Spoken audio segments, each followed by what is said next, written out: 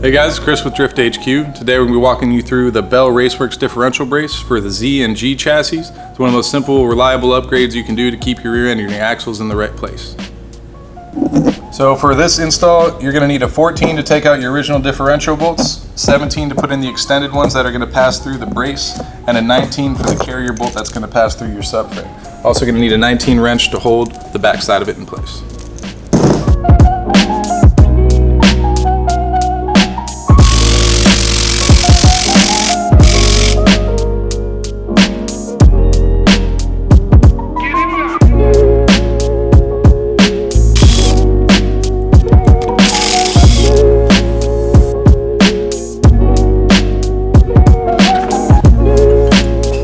Alright, so inside your brace here, you have a long carrier bolt that's going to pass through your subframe, and there's a spacer there so that you don't actually clamp the aluminum subframe, you'll just put tension on the bolt. So you're going to want to pass the bolt with your washer through your subframe or your differential brace, then put your spacer on there before you slide this up into place.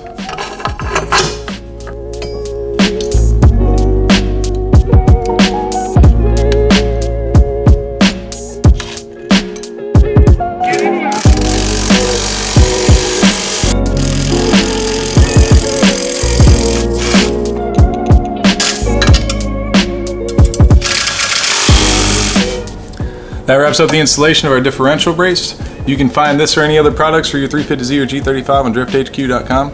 Thanks for watching.